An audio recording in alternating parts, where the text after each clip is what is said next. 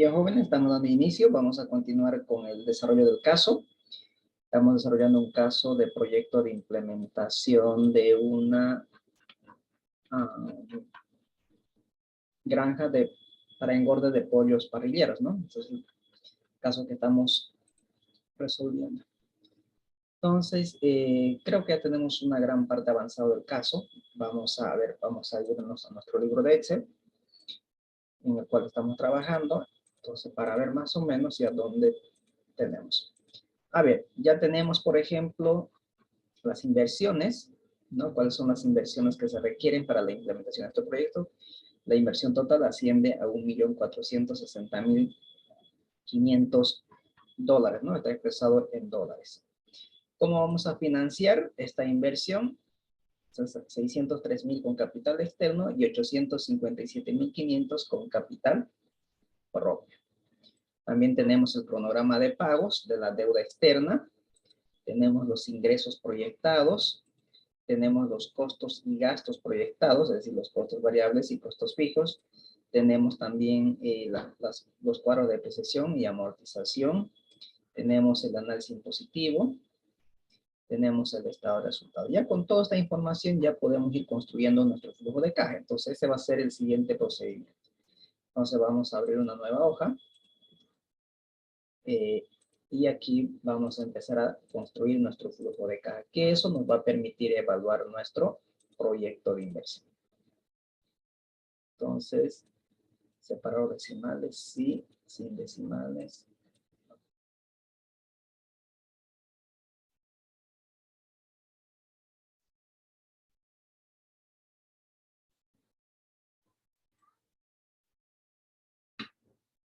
Entonces, aquí va a ser, vamos a construir nuestro flujo de caja. ¿Recuerdan cómo estaba estructurado el flujo de caja?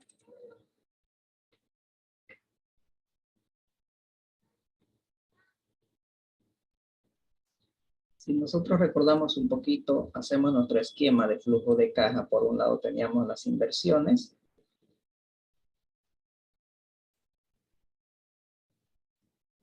Tenemos la inversión inicial.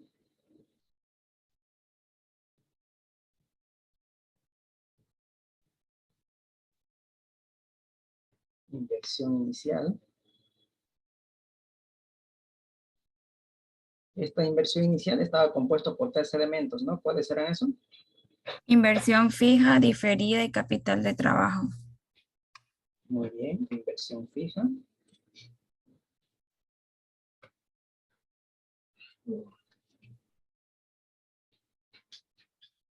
Bien, inversión diferida, ¿no? Esos eran los 3 elementos que componen la inversión, el flujo de inversión. Luego teníamos los flujos que se van a generar, los flujos operativos que se generarían a partir de que ya el proyecto empiece a operar, ¿no es cierto?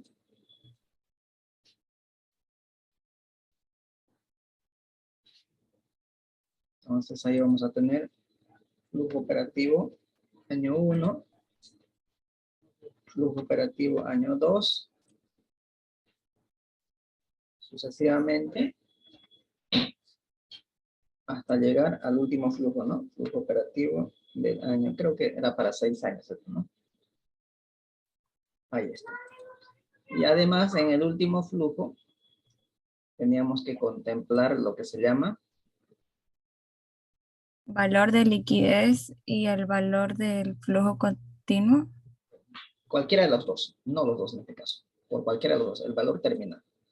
Ese valor terminal podría obtener, como usted dice justamente, mediante 2 maneras. Nosotros vamos a utilizar una de ellas. Valor de liquidación, que puede ser a su valor de mercado, por debajo de su valor libros o por encima de su valor libros. Y la otra manera podría ser mediante el BCO, valor de continuación de operaciones, ¿no? Entonces nosotros para este caso en específico vamos a utilizar, según la información que tenemos, vamos a utilizar el valor de liquidación, ¿no? El valor de liquidación. ¿Estamos? Entonces esa es la estructura que nosotros tenemos que ir armando en este flujo de caja. ¿Queda claro? Sí. Bien. Entonces vamos manos a la obra. Entonces voy a borrar todo esto. Ahora sí.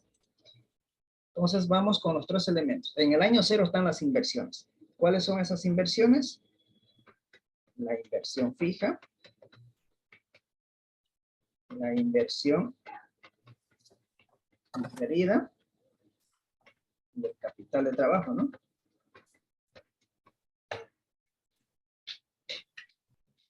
Ahí está. Ahora sí, estos flujos fija, diferida y capital de trabajo, ¿son entradas o salidas de efectivo?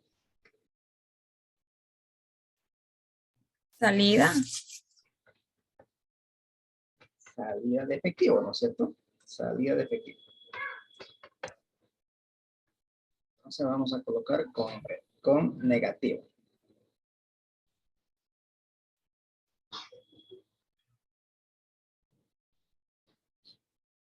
Entonces, bueno, aquí voy a aumentar dos columnas.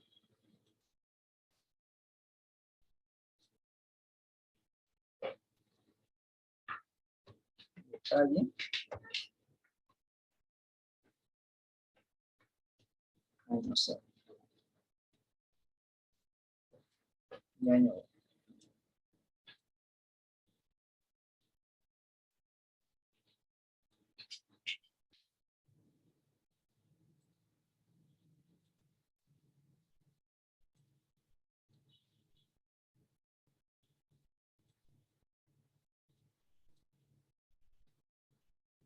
Entonces las inversiones están en el año 1, perdón, en el año 0, ¿no? En el momento 0. Y estos son salidas de efectivo, por lo tanto negativo. ¿A cuánto asciende la inversión fija? Lo tenemos en la primera hoja que hemos desarrollado, que es la de inversiones. Inversión fija 710,000. Tenemos por otro lado la inversión diferida. Y tenemos por otro lado el capital de trabajo. Ingreso efectivo, capital de trabajo, inversiones. Ahí está. ¿Estamos? Entonces, por ahora, estos serían nuestros flujos de inversión. Esto podemos replicarlo hasta el periodo 6. ¿Okay? Pero hay algo que debemos hacer un alto y analizar un poquito el tema de capital de trabajo. Este capital de trabajo siempre va a ser necesario solo al inicio o va a permanecer a lo largo de la vida útil del proyecto. ¿Qué creen ustedes? ¿Ustedes solamente necesitan capital de trabajo para el primer mes que van a iniciar su trabajo o van a necesitar permanentemente para que se puedan desarrollar su actividad? Solo la primera vez porque son recursos que se requieren para dar el primer paso al proyecto. Ya, y para los siguientes meses no va a requerir tener una cantidad X de recursos para poder desarrollar su actividad.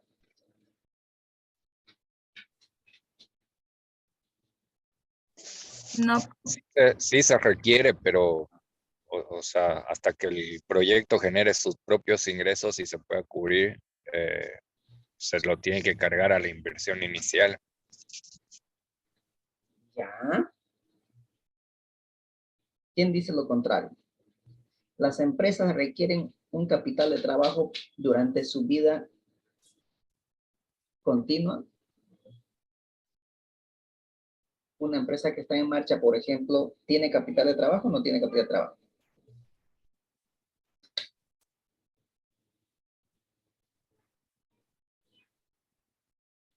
¿Tiene cuentas por cobrar?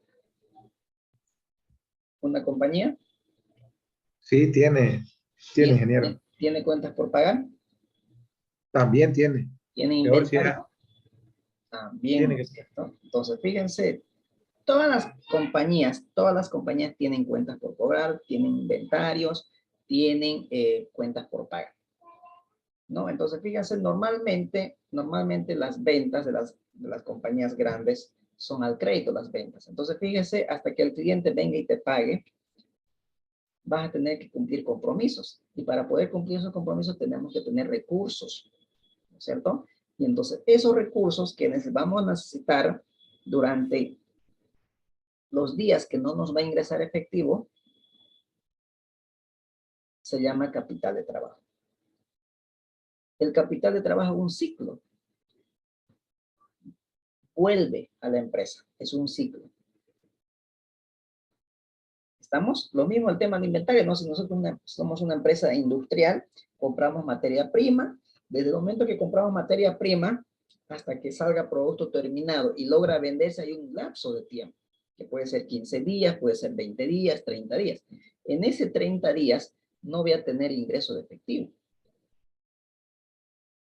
Pero en esos 30 días que no voy a tener ingreso efectivo, voy a tener que cumplir compromiso, voy a tener que pagar mantenimientos de equipos, prima de seguros, por ahí sueldos y salarios, etcétera, etcétera. Entonces el capital de trabajo siempre va a estar presente. No significa que yo tengo que invertir todos los periodos, no. Como este es un ciclo, tengo que tener una cantidad de dinero suficiente para poder cumplir los compromisos. Como viene y va, entonces los mismos recursos que yo acabo de invertir van a ser necesarios para los siguientes periodos. No es que yo tengo que invertir todos los periodos. Posiblemente me toque invertir, pero voy a invertir simplemente lo que me falta, ¿no? Lo que me falta.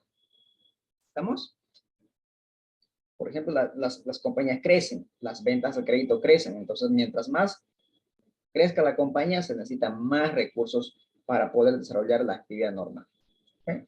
Entonces, de acuerdo a esa lógica, voy a compartir, me voy a ir al caso nuevamente, vamos a ver en qué contempla este capital de trabajo para que quede bien claro lo que estamos tratando de explicar. Entonces, fíjense, esta parte nos dice, el capital de trabajo necesario para dar inicio al primer ciclo de engorde, que tiene una duración de aproximadamente 3 meses, corresponde a los costos y gastos del primer trimestre, que ya lo tenemos, creo que es 688,000, ¿no es cierto? Hasta aquí ya está todo contemplado. Luego dice, aquí, el mismo dice que se mantendrá constante durante la vida útil del proyecto en relación al ingreso. Fíjense que este capital de trabajo va a permanecer constante. Pero en relación al ingreso, ¿qué significa?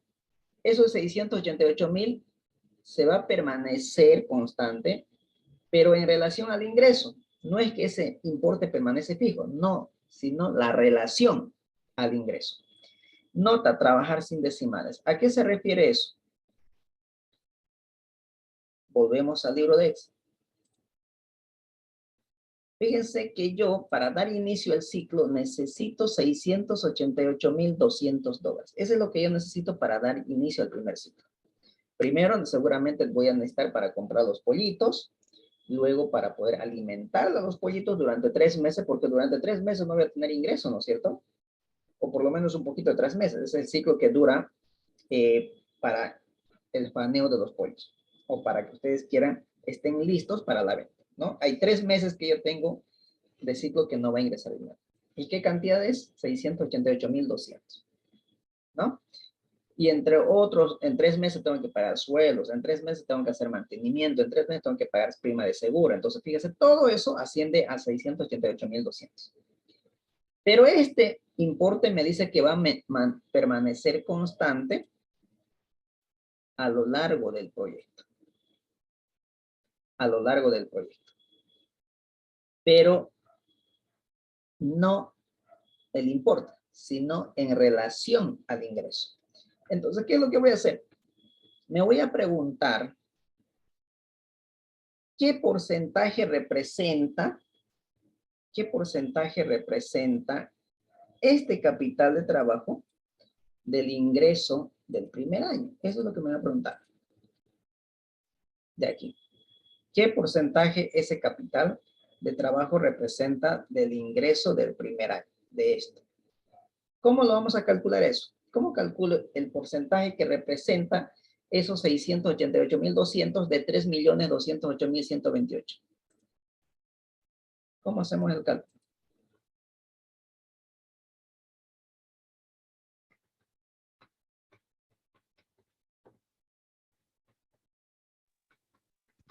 Se divide la cantidad entre 3 millones. Muy bien. Entonces, la relación del capital de trabajo. En otras palabras, quiero calcular el porcentual. ¿Qué porcentaje representa el capital de trabajo de los ingresos? Eso es básicamente lo que quiero hacer. Entonces, justamente lo que hizo compañero. Fíjense, el capital de trabajo que es 688.200, lo divido entre el ingreso, que es de 3.208.128. Y si lo convertimos en porcentajes, estamos hablando de un 21% y algo más, ¿no? Un 45%. Entonces vamos a dejarlo ahí. Entonces, esa es la relación. Ese porcentaje es lo que va a permanecer constante. Ese porcentaje. Si el ingreso aumenta, pues va a aumentar el importe. Porque no es lo mismo sacar 21% a 3.208.000 que a 4.124.000, ¿no es cierto? No es lo mismo. Lo que está permaneciendo constante es la relación, el porcentaje, no el importe. ¿Ok? Para que se entienda. ¿Estamos? Muy bien. Entonces, ¿qué es lo que vamos a hacer para que se pueda entender un poquito más, para que quede bien claro? Fíjense, aquí voy a colocar capital de trabajo necesario. Capital de trabajo necesario.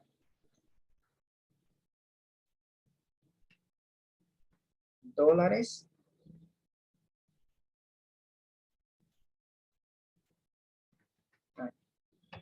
Fíjense, me dice que el capital de trabajo necesario para dar inicio simplemente se necesita 688.200, que era el 21% de los ingresos. Entonces, fíjense, de 3.208.000 lo voy a sacar el 21%. 21%. Ese es lo que yo necesito para dar inicio. Y como esa relación va a permanecer a lo largo de la vida útil del proyecto, o a lo largo del proyecto, entonces lo voy a replicar hacia la derecha. Entonces, ¿qué significa eso? Para el primer año, yo necesito un capital de trabajo de 688.000. Para el segundo año, de 737.000. Para el tercer año, de 786.000. 835.000. 884.000. ¿Estamos? Y hemos dicho que el capital de trabajo es un ciclo. Sale y vuelve. ¿Cierto? Si usted quiere, se compra la materia prima que se convierte en inventarios, luego se convierte en producto terminado, se convierte en cuentas por cobrar y las cuentas por cobrar se convierten en efectivo. Con eso efectivo vuelve otra vez a la empresa y ese es un ciclo que va yendo, ¿no? Entonces, bajo esa lógica decimos, a ver, si para dar inicio necesito 688.200 y para el segundo año necesito 737.357, pero no olvidemos que para el primer año ya hemos invertido 688.200 y para el segundo año necesito 737.000. Pero como ya invertí 888 y como esto 888 vuelve a la empresa, entonces simplemente me va a tocar invertir la diferencia. Entonces aquí colocamos inversión adicional en capital de trabajo. Lo voy a abreviar. Entonces, esto es lo que yo necesito invertir de entrada. Pero para el segundo año necesito 737.000. Pero como ya tenía invertidos 688.200, entonces simplemente me va a tocar invertir la diferencia, es decir, 49.000. Porque estos 688.200 vuelve a la empresa. Y solamente para llegar a cumplir con los recursos que yo debo mantener, que es 737, invierto la diferencia. Para el tercer año necesito 786.000, pero ya tengo invertido 737.000. Invierto la diferencia que es 49.157. Y ahí está. En este caso es constante para todo, ¿no? Todos los años me va a tocar invertir un adicional de 49.157. ¿Estamos? ¿Quedó claro esta parte?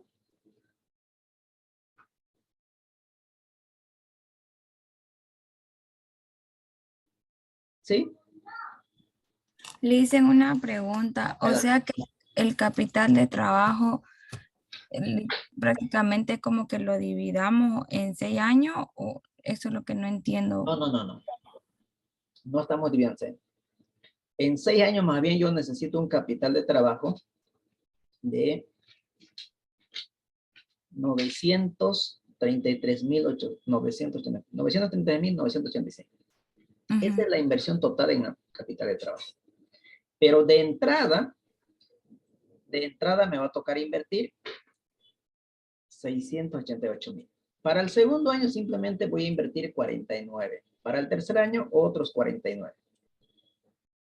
Cuarto año, otros 49. Y así sucesivamente. En total, si usted quiere, en los 6 años, me va a tocar invertir para capital de trabajo, para que no tenga problemas de liquidez, 933,986. ¿Queda claro? Sí, mejor. Perfecto. Gracias. Fíjese que para el sexto año yo necesito un capital de trabajo de 933,986. Pero ya tenía invertidos en el año anterior 884. Entonces, como este dinero vuelve a la empresa, como le digo, el capital de trabajo es un ciclo, vuelve a la empresa, entonces simplemente voy a invertir la diferencia, es decir, ¿cuánto me falta para llegar a 933,000?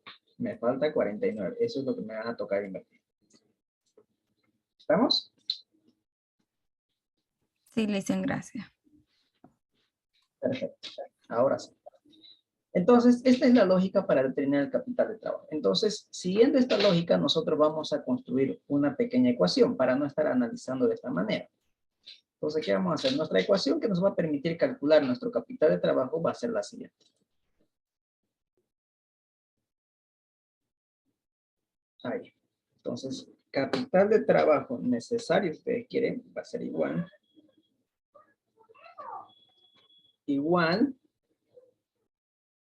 al porcentaje de capital de trabajo, a la relación del capital de trabajo, por el ingreso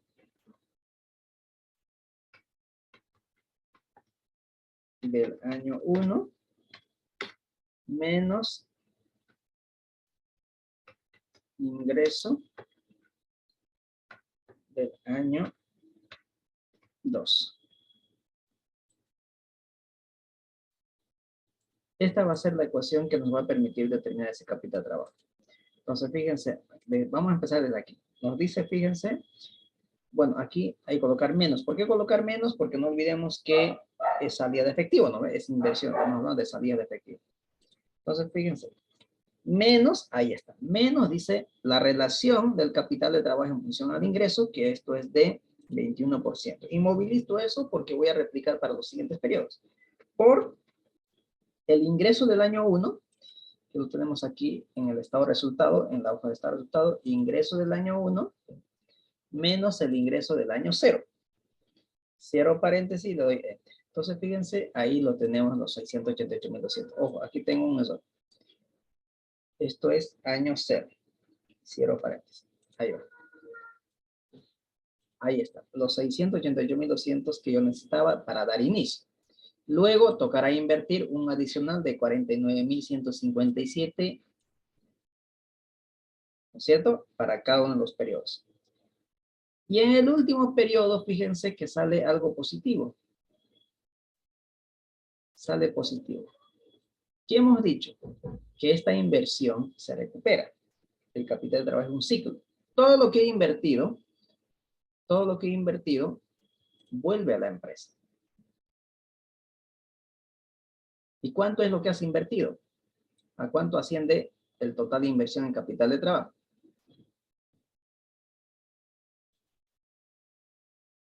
Se puede ver la suma aquí en la parte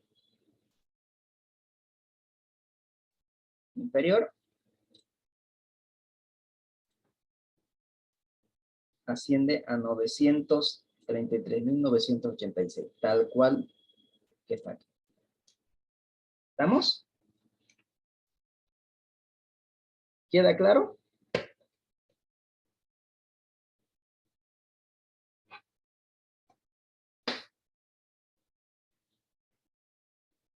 ¿Sí?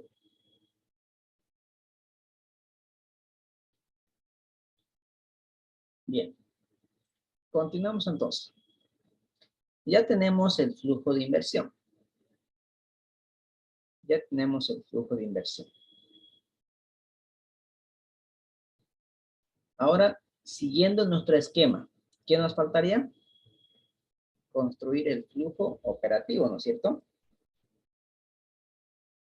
Para construir el flujo operativo, vamos a partir del estado de resultado. Vamos a partir de aquí, del estado de resultado. Pero vamos a partir de la utilidad operativa. Es decir, vamos a partir del EBIT. De aquí, del EBIT. Entonces, todos estos costos y gastos que ustedes ven, seguramente hay costos operativos y hay gastos operativos y también hay gastos que no son operativos. Por ejemplo, los costos variables de venta son costos operativos. Gastos administrativos son operativos. Comerciales están en parte operativa, impuestos, IT también son operativos. Depreciación, sí, también son operativos. Pero intereses, ¿será que son operativos? ¿Corresponde a la actividad de la empresa o no? Son gastos financieros, dicen. Son gastos financieros, no son operativos. Obviamente que yo no me alcanzó los recursos y he optado por un financiamiento. Y por ese financiamiento hay que pagar unos intereses, pero no son parte de la actividad principal del negocio. Es decir, el negocio no es su actividad principal prestarse dinero y pagar intereses, usted quiera. No es parte de su actividad principal, sino que por necesidad de recursos hemos tenido que optar al financiamiento y por ese financiamiento hay que pagar un costo del dinero, que es en este caso básicamente el interés. Entonces los intereses no son partes del operativo. ¿Vale? Impuestos, eso, bueno, esto no es, ¿no? No es operativo. ¿Impuesto es operativo o no? Pues sí, ¿no? Todos los negocios formalmente establecidos a nivel nacional tienen que pagar, tienen que tributar al Estado. Entonces está normado. Entonces, obligatoriamente ingresa a la parte operativa. ¿Ve? Entonces, lo que no tenemos que contemplar dentro de los costos y gastos operativos para nuestro flujo operativo, por eso se llama flujo operativo, todas las cuentas que intervienen en la actividad principal del negocio. Entonces, todas las que intervienen, todas las que no intervienen, en otras palabras, hay que sacarlo para determinar el flujo. Entonces, lo que no interviene es esto, los intereses. Entonces, lo sacamos. ¿Sí? Lo sacamos del flujo. Es por eso que vamos a partir de la utilidad operativa. Es por eso que vamos a partir de la utilidad operativa. Entonces, no vamos a tomar en cuenta los intereses, pero vamos a partir de la utilidad operativa. Pero como esta utilidad operativa, como por un negocio legalmente establecido, hay que pagar impuestos, entonces lo que vamos a hacer es restar los impuestos. Entonces vamos a restar estos impuestos. Pero vamos a restar un impuesto como si no hubiera esto. Estamos diciendo que no debemos tomar en cuenta esto. Entonces, a esta utilidad operativa es lo que vamos a sacar los impuestos. Es decir, vamos a colocar EBIT 1 menos el impuesto. Es lo mismo que hemos hecho aquí. Utilidad antes de impuestos a la utilidad antes de impuestos. Le hemos restado. Para llegar a la utilidad del periodo, ¿no ve? ¿Qué es, papi? ¿Queda claro? Entonces vamos a hacer exactamente lo mismo.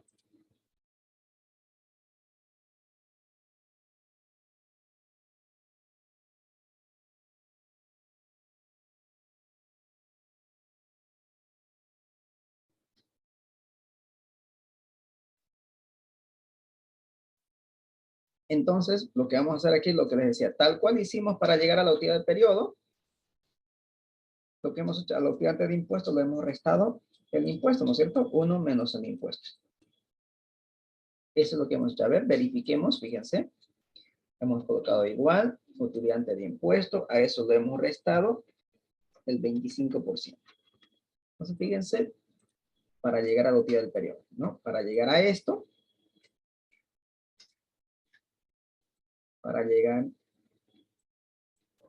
que es utilidad del periodo, hemos tenido que restar el impuesto. Entonces, exactamente la misma operación, pero esta vez a la utilidad operativa, a la EBIT.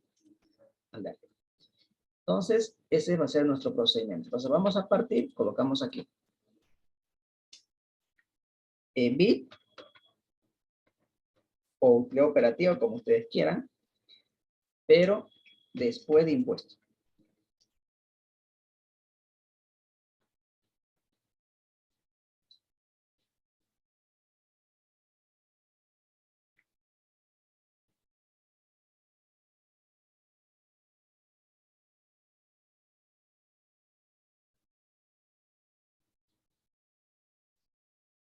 Entonces, fíjense, colocamos igual, utilidad operativa, ¿no? 318.535 por 1 menos el impuesto. El impuesto lo tenemos en la hoja de datos, que es el 25%. Ahí está. Y lo replicamos para los siguientes periodos. ¿Estamos? Pues ya tenemos la EBIT después de impuestos. Ahora, ¿qué más tenemos que hacer? Ese es el primer ajuste que se hace para calcular el flujo operativo. Primer ajuste a la utilidad operativa, sacarlo del impuesto, es decir, calcular el después de impuesto. Luego, el flujo de caja, habíamos dicho inicialmente, que nos muestra las entradas y salidas de efectivo. Entradas y salidas de efectivo. Entradas menos salidas de efectivo. Ese es el flujo de caja. Entradas menos salidas de efectivo. La pregunta es, ¿todos estos ítems que son de la parte operativa son salidas de efectivo o hay algunas cuentas que no son salidas de efectivo? Hemos dicho que esto no es operativo, ¿no? Porque no es parte de la actividad principal del negocio. Ahora, todo lo que acabamos de aquí subrayar, costos de ventas, gastos administrativos, gasto comercial, impuestos, IT, depreciación, amortización, impuestos, ¿son salidas de efectivo? ¿O hay algunas cuentas que no significan salida de efectivo? Es decir, que no generen movimiento de efectivo.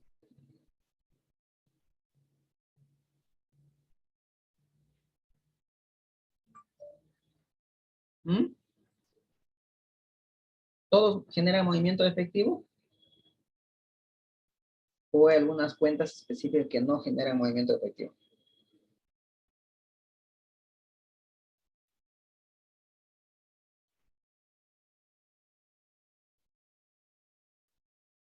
A ver, ¿no se escuchó?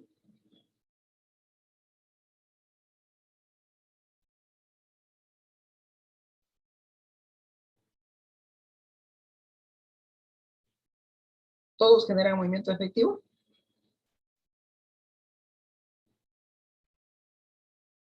Costo de ventas está compuesto por ¿qué? Materia prima, más mano de obra, más los insumos, que serían los costos indirectos de fabricación o de producción.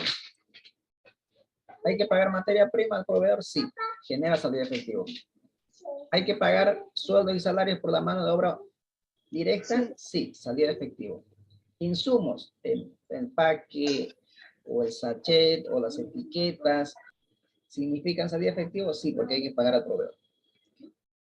Gastos administrativos, sueldo y salario administrativos, mantenimiento, prima de seguro, servicios básicos, material de escritorio, ¿significan salida de efectivo? Sí. Gastos comerciales, combustible, lubricantes, publicidad, promociones, ¿significan salida de efectivo? Sí. Impuestos por pagar, cuando el débito es mayor al crédito, ¿sí genera movimiento de efectivo?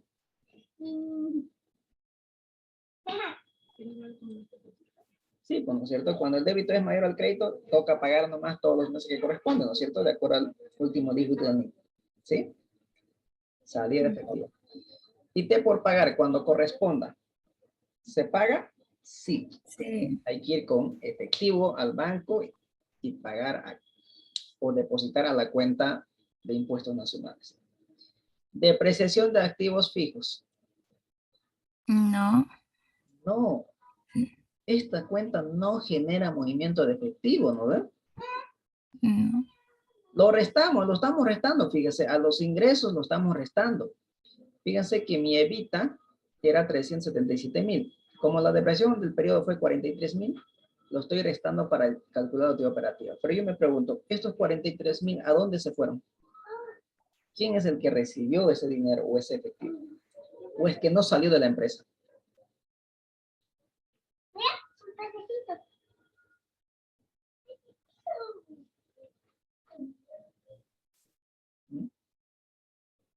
¿Dónde fue a parar estos 43,000?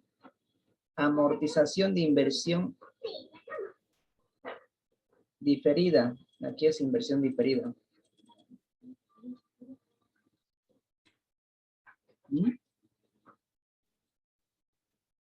¿Dónde está este importe? ¿Dónde ha ido a parar ese importe? Porque no salió de la empresa, ¿no? ¿O salió?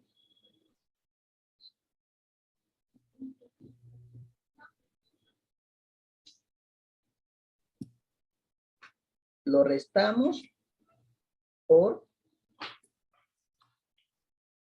temas de efectos impositivos. Es decir, obviamente, según una norma contable, me permite que yo reste la depreciación de los bienes y la amortización de la inversión diferida, para que de esa manera yo puedo pagar menos impuestos, ¿no?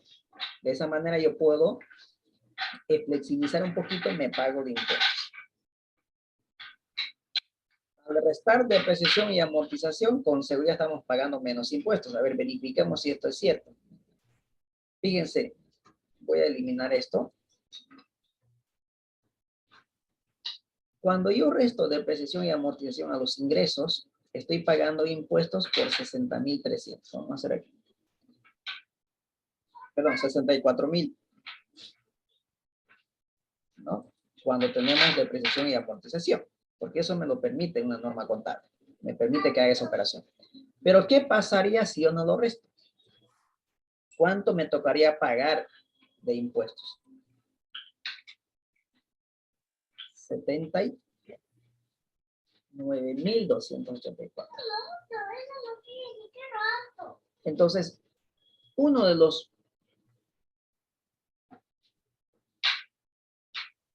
puntos es que yo, al restar la depreciación y amortización a los ingresos, pago menos impuestos. Me beneficio en tema de impuestos. Es decir, genero un ahorro fiscal si usted quiere. ¿Cuánto me estoy ahorrando? Me estoy ahorrando en pago de impuestos por un valor de $14,725. Entonces, si yo no restara la depreciación y amortización, estaría pagando impuestos 14,725 más, que sería 79,284. Pero como lo estamos restando, pues solamente ahora nos toca pagar 64,000. Esa es la función que cumple la depreciación y amortización. Esa es la primera función. Por efectos impositivos lo restamos y me lo permite la norma contable. El segundo es que este importe de depreciación y amortización, en este caso hablemos un poquito de la depreciación, es como una previsión que la empresa previsiona, es decir, guarda ese dinero para que cuando el activo fijo o el bien llegue a cumplir su ciclo de vida, es decir, cuando nos toque renovar ese activo fijo, o esa maquinaria, o ese mueble, o ese vehículo. Ese dinero provisionado o previsional, si usted quiere, nos va a servir para poder renovar o reponer el bien. Esa es la otra función de que nosotros restemos la depreciación. Es como un ahorrito que vamos a ir teniendo en cada uno de los periodos, que cuando se termine de depreciar y se cumpla su ciclo de vida, el activo fijo, pues podamos renovar. ¿Estamos? Esas son las dos funciones que cumple la depreciación. Es por eso que lo restamos a los ingresos. Pero como nosotros estamos construyendo un flujo de caja y lo que yo quiero saber es lo que entra dinero y lo que realmente sale dinero, entonces como estos dos ítems no generó movimiento de efectivo, es decir, no salió efectivo de la empresa, Y para que cuadre con el dinero que hay en caja y banco, como no salió, pero aquí pareciera que sí, pero como no sé que no salió, se quedó en la misma empresa, simplemente por normas contables y efectos impositivos el que he restado. Entonces lo que voy a hacer es sumárselo al flujo de caja. Se lo voy a sumar. Entonces aquí traemos estas dos cuentas y decimos, como no salieron, pero estoy restando como si hubieran salido, aquí para determinar mi flujo operativo se lo voy a sumar. Entonces se lo vamos a sumar la depreciación como la amortización. Y ahí está. Y esto es lo que se llama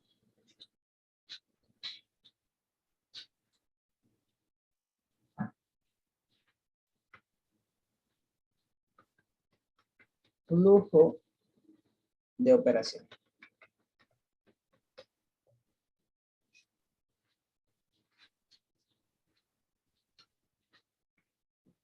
Flujo de operación. Entonces, fíjense, lo que vamos a hacer es sumar simplemente.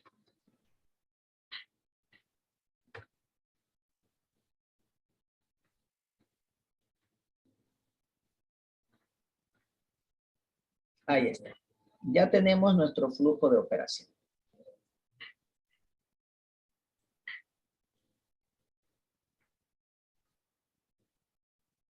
¿Alguna pregunta hasta aquí?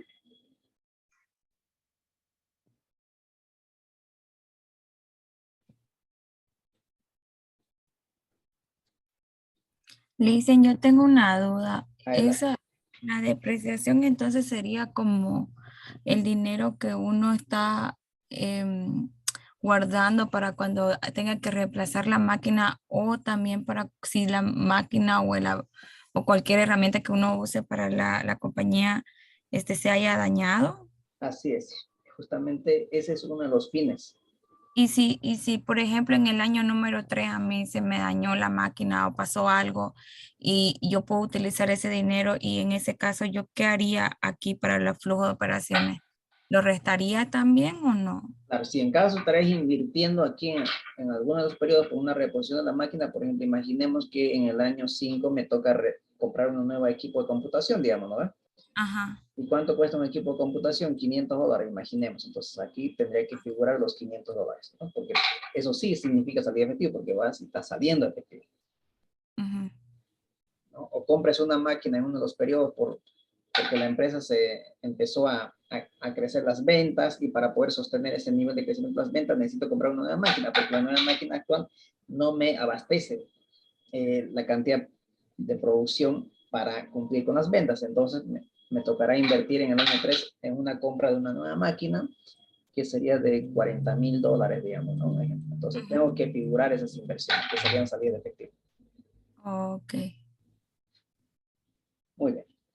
Entonces continuamos. Entonces ya tenemos el flujo de inversión, flujo de operación. Con eso ya estamos aptos para calcular lo que se llama el flujo económico.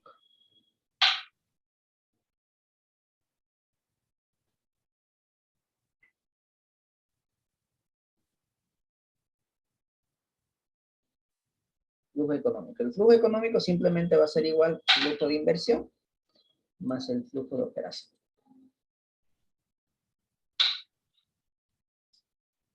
Ahí está. Pero algo más falta. No sé si te recuerdan, en el último flujo habíamos dicho que es el monto más elevado, ¿no? ¿Por qué? Porque había un valor terminal. Entonces, eso es lo que nos faltaba, el valor terminal. El valor terminal es el valor de liquidación del proyecto. Entonces, en este caso, ¿hay o no hay liquidación del proyecto? Es decir, al final del periodo 6 vamos a tener los bienes. Y los bienes, si los comercializamos, nos va a ir a ser efectivo, ¿no es cierto? Entonces, hay que registrar ese ingreso efectivo. Entonces, vamos a volver al caso y vamos a ver qué es lo que hacemos con los bienes al final del año 6. A ver, dice aquí.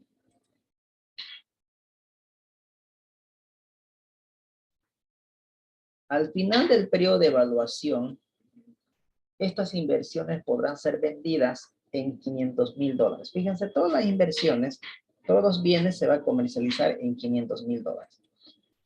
Entonces, ese es el importe de dinero que me va a ingresar en el año 6. Entonces, cerramos y eso buscamos en nuestro libro de Excel.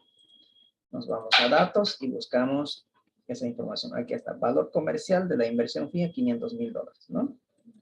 Entonces, eso significa que en el año 6 me va a ingresar efectivo por $500,000. Por $500,000. Ahí está. Por $500,000. Pero esos $500,000 que me está ingresando por la venta de los bienes, y además me aclara, ¿no? Me dice sin factura, es decir, no vamos a facturar el valor de la liquidación de los bienes, no se va a facturar. Pero obviamente, ustedes saben muy bien que por toda utilidad que haya en una empresa establecida legalmente, hay que pagar impuestos a las utilidades. Y si hay pérdidas, nos vamos a generar ahorro fiscal. Entonces también vamos a hacer ese análisis. A ver, vamos a hacer un ejemplito aquí. Imaginemos que tenemos una máquina que hemos adquirido en $50,000. Voy a poner muebles para hacerlo más fácil, ¿ok? Muebles, $50,000. Varios muebles, ¿no? Obviamente para que Hacienda se sume.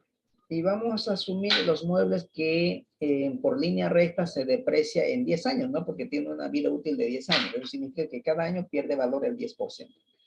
Entonces vamos a asumir que se comercializa estos bienes después de su uso de 5 años. Después de los 5 años de uso de estos muebles, ¿cuál sería su valor contable? Si el valor inicial es de $50,000. Después de 5 años, ¿cuál sería su valor contable? O valor libros. Tiene una vida útil de 10 años. En 10 años se termina de depreciar. Pero le hemos utilizado solamente 5 años. Entonces, al final del año 5, ¿cuál sería su valor contable?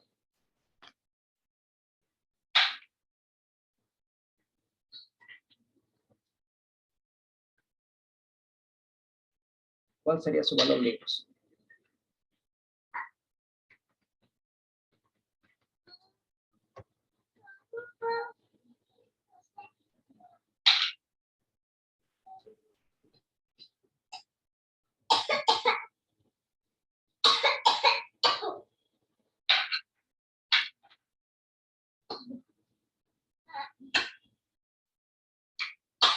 ¿Cuál sería?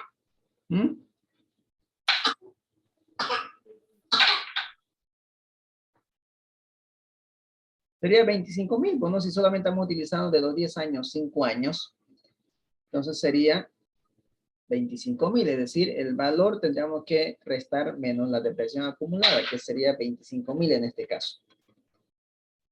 ¿Correcto? Entonces su valor contable al final del año 5 sería $25,000. Ese es lo que estaría figurando en los libros contables. Entonces, si yo quiero comercializar estos muebles y voy al mercado y en el mercado me pagan, es decir, voy a colocar valor de venta. Imaginemos que lo vendemos en $30,000. En $30,000. Hemos comercializado en $30,000. Su valor de mercado, ¿no? Entonces la pregunta es, ¿cuál era el valor contable que tenía estos muebles al final del año 5?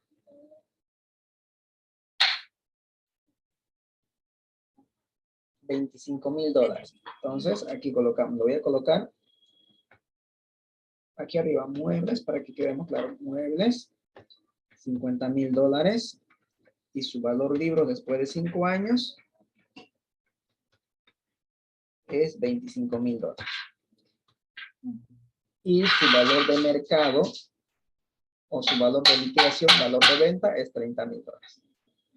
La pregunta es, ¿hemos ganado o hemos perdido por la venta de estos muebles? Hemos ganado.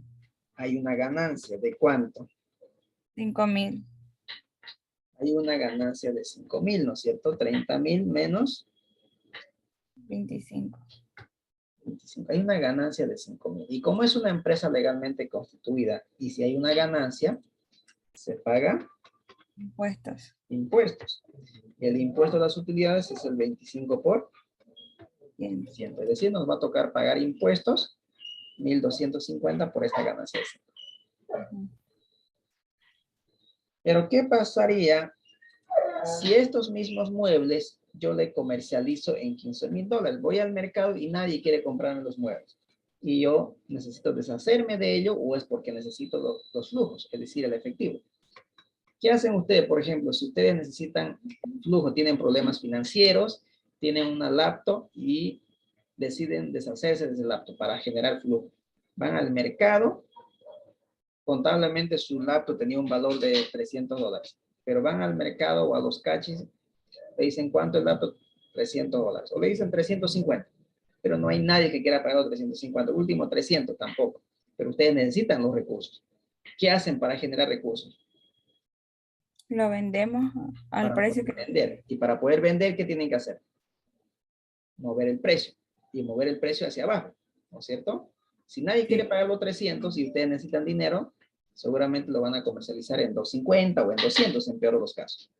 Entonces, como en este caso, nadie quiere comprarme los muebles y yo necesito deshacerme de esos muebles, entonces para deshacerme, pues lo bajo el precio. Lo vendo en 15,000. Entonces, nuevamente aquí la pregunta, ¿estamos perdiendo o estamos ganando? Perdiendo 10,000. Estamos perdiendo 10,000. Fíjense, valor de venta menos valor contable, estamos perdiendo 10,000. Y por esta pérdida no voy a pagar impuestos, sino me voy a generar un ahorro impositivo. ¿Cuánto me voy a ahorrar en tema de impuestos? 2,500. No se olviden que una empresa puede tener pérdidas durante 3 gestiones y esas pérdidas pueden ser compensadas con las utilidades que van a haber en los siguientes periodos. Entonces me va a servir para poder compensar. 2,500. ¿No? Este es un ahorro impositivo. Y el tercer caso sería lo siguiente. Mi valor libro sigue siendo 25,000 después de 5 años, pero lo he comercializado al mismo valor libros, a su mismo valor contable. Entonces aquí no tengo ni pérdida, no tengo ni ganancia. Y como no tengo ni pérdida ni ganancia, pues tampoco va a haber efecto impositivo, es decir, va a ser cero. Entonces ese es el análisis que nos toca hacer ahora. Entonces aquí vamos a colocar efecto impositivo. ¿No? Vamos a ver si nos toca pagar impuestos o vamos a tener un ahorro de impuestos. Entonces, para ello, fíjense, este es el análisis, ¿no? Para poder entender ese tema. ¿Cuándo pagar impuestos o cuándo nos tocaría pagar impuestos y cuándo no? Entonces, vamos a generar una nueva ecuación nuevamente para que me permita determinar si es pagar o generar ahorro. Entonces, aquí, efecto impositivo va a ser igual a menos el impuesto a las utilidades, que es el 25%, por valor de venta menos valor libros. Es decir, valor contable, valor libros.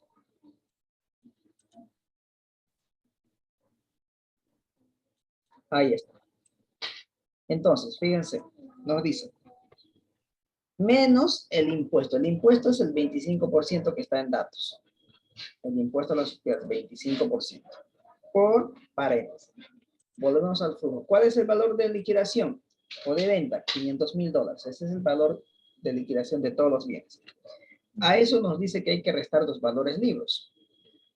¿Cuántos son los valores libros? ¿Y lo tenemos esa información o no?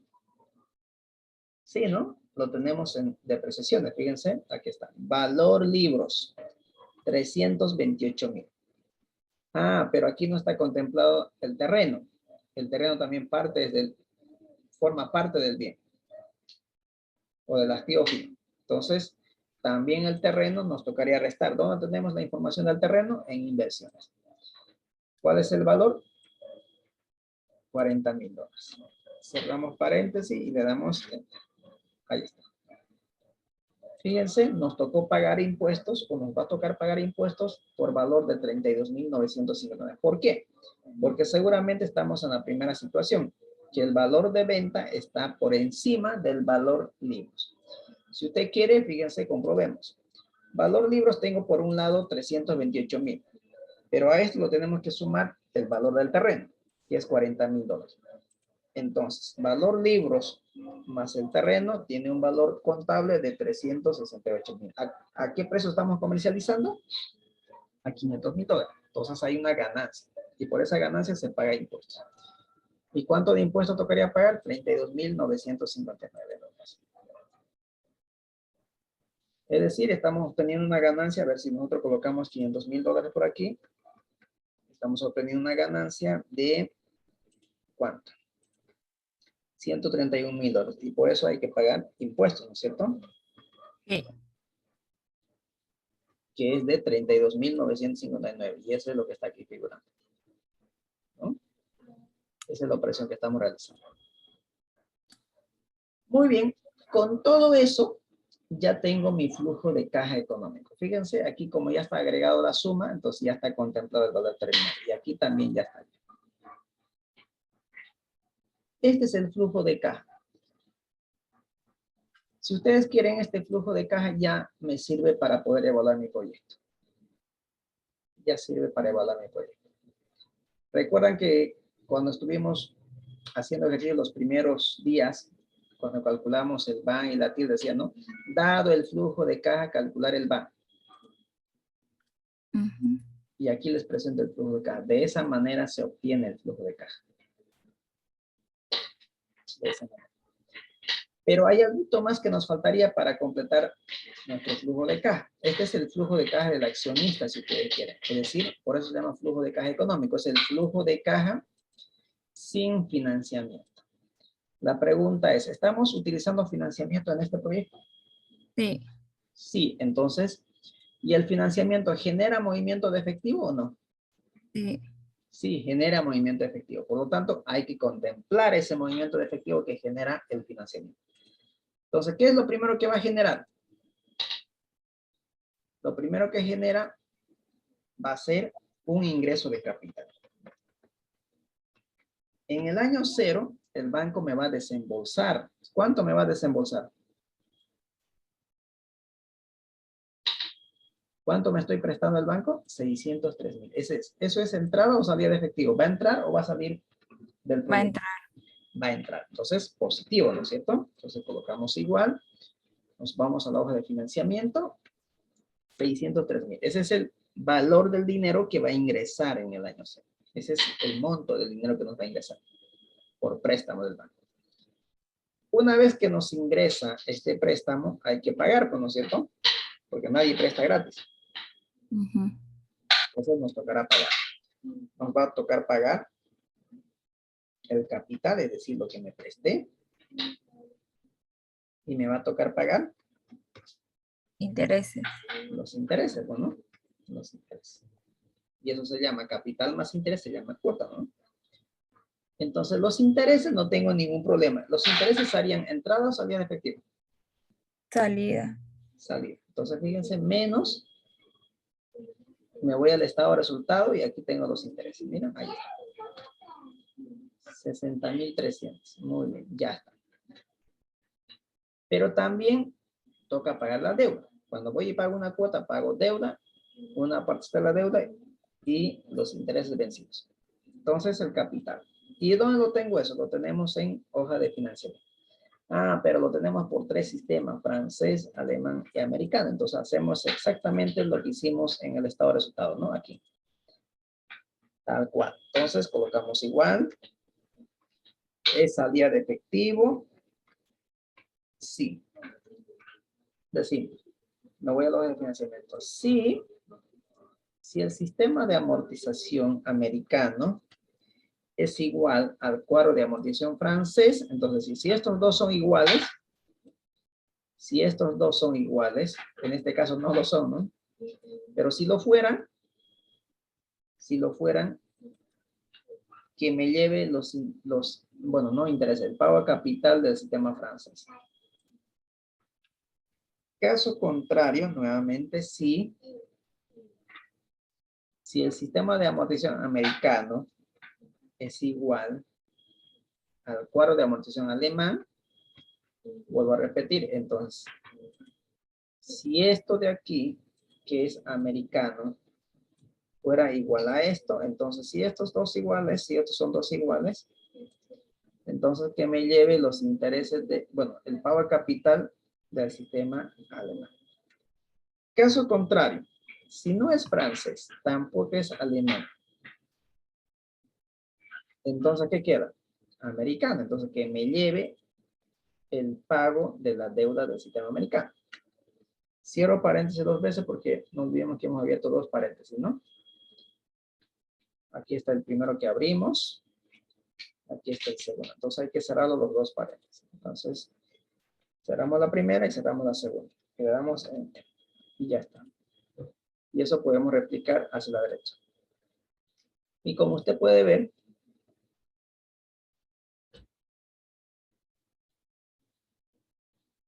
como se puede ver, seguramente estoy en el sistema americano. ¿Por qué? Porque los intereses son fijos y la deuda está pagando en una sola cuota.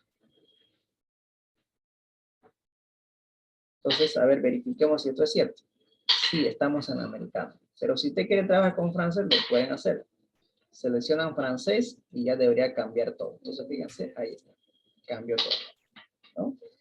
Son el pago de capital del sistema francés y los intereses del sistema francés. Ustedes pueden comparar los primeros importes del año 1 y del año 5. Debería ser exactamente lo mismo. 98 y 60.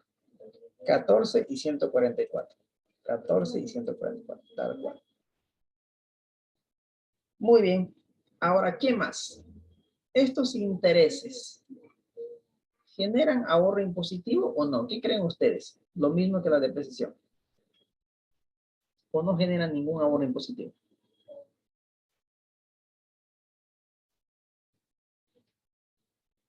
Por ejemplo, cuando hay deuda, hay pago de intereses. Y cuando hay pago de intereses, como en este caso de 60,000, me está tocando pagar impuestos de 64,559. ¿Qué pasaría si yo no tuviera deuda? Si no hubiera deuda, aquí sería 0, ¿no es cierto? Y si eso fuera el caso, ¿cuánto me tocaría pagar de impuestos? 79. 79,634. Entonces, me estoy ahorrando al pagar intereses en pago de impuestos. ¿Hay ahorro en pago de impuestos cuando hay pago de intereses? Sí, ¿No? Sí, ¿cuánto me estoy ahorrando? 15,000. $15,075. Entonces, la primera pregunta, ¿es bueno trabajar con capital externo, con deuda? Sí. ¿Por qué? Porque hace que yo pague menos impuestos. Primer punto a favor. ¿Cuánto es ese ahorro? 15,075. Este 15,075, si ustedes quieren, es el 25% de los intereses que estoy pagando. El 25% de estos intereses. A ver, vamos a volver hacia atrás aquí.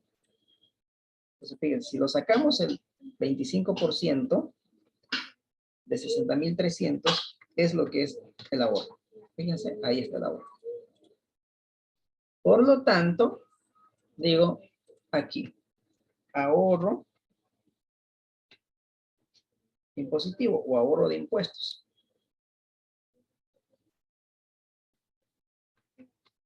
El ahorro de impuestos, como hemos visto aquí, es el 25% de los intereses. En otras palabras, simplemente como costo se tomaría en cuenta el 75% de los intereses, no el 100%. El otro 25% es el ahorro fiscal. Ahorro fiscal. Vamos a ponerlo aquí. Ahorro fiscal. ¿Cuánto es el ahorro fiscal? El 25%, ¿no? El 25%.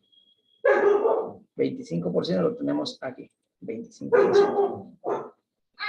Ahí está. Ah, pero esto no es negativo porque es ahorro, entonces es positivo. Entonces, para que se vuelva positivo, como está con menos, para que sea positivo, menos por menos, más. Y ya está. Ahí está mi ahorro. ¿No?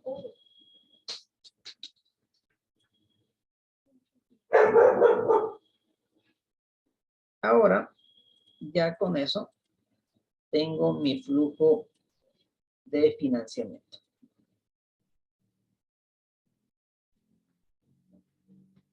flujo de financiamiento.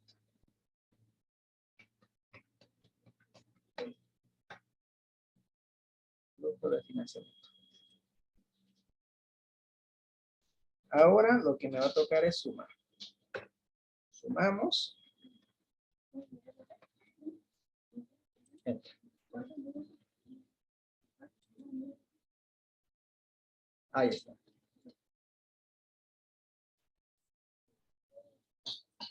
Ahora, una vez que ya tengamos el flujo de financiamiento, entonces ya tenemos el flujo con financiamiento, que sería el flujo de caja financiero. Y este es flujo de caja económico. Vamos a poner aquí de caja económico. Entonces, el flujo de caja económico es sin financiamiento. Y el flujo de caja financiero es con financiamiento. Es decir, cuando yo financio parte de mi inversión con deuda, que sería entonces el flujo de caja financiero. ¿Y cómo calculamos el flujo de caja financiero? Sería la suma del flujo de caja económico más el flujo de financiamiento. Y eso podríamos replicar a la derecha. Entonces ahí les presento el flujo de caja financiero. Otra manera que ustedes pueden obtener eso es simplemente sumando el flujo de inversión más el flujo de operación más el flujo de inversión. Les va a salir exactamente lo mismo, ¿no?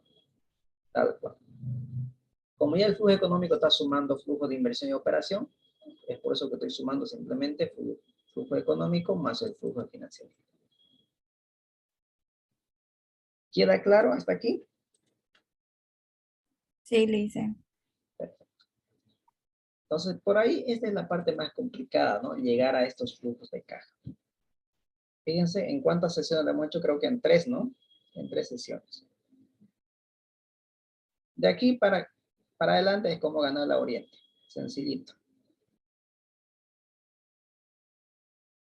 De aquí ya se utilizan los indicadores que hemos visto. El BAN, la TIR, la TIREM, índice de rentabilidad, periodo de recuperación de la inversión.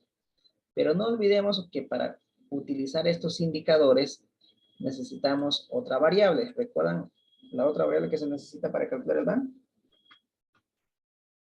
La tasa de descuento, ¿no? Que es el valor del dinero o el costo del dinero. Entonces, no vamos a hacer mucho énfasis al costo del dinero, a la tasa de descuento, porque va a haber un módulo específico que seguramente lo van a ver o ya lo han visto, que se llama Finanzas 3, o esos son para los pénsulas nuevos, y para el pénsul antiguo está con el nombre de Decisiones Financieras Estratégicas. Entonces, ahí, durante un módulo, ustedes van a hablar de ese costo de capital, que sería la tasa de descuento. Estamos durante un módulo, es decir, un mes van a hablar de ese tema. Entonces, es por eso que no voy a entrar a detalle de este punto. Pero, ¿qué variables me dan para obtener esta información? Porque yo tengo que obtener esa tasa. Entonces, si me voy al caso, me dan informaciones para que yo obtenga el costo del dinero, las siguientes variables. Tasa de descuento, dice, costo del capital propio. Me dan una información de tasa libre de riesgo, es decir, cuáles son los rendimientos que ofrecen los bonos del tesoro, que son considerados libres de riesgo. Rendimiento de mercado, cuál es el rendimiento promedio del mercado del sector en el que estoy queriendo operar. Cuál es el riesgo del mercado, beta apalancado, es decir, incluido el riesgo financiero, que es de 1.125 veces. Y el riesgo país, la prima de riesgo país. Entonces, todos los países tienen una calificación, ¿no es cierto? De acuerdo a los cumplimientos de sus obligaciones que tienen, ¿no? De las garantías que va presentando de acuerdo a sus indicadores. Entonces, por ejemplo, no es lo mismo invertir en Estados Unidos que invertir en Bolivia, que invertir en Venezuela, que invertir en Chile. Si usted invierte en Venezuela, seguramente va a exigir un mayor o un menor rendimiento por su inversión.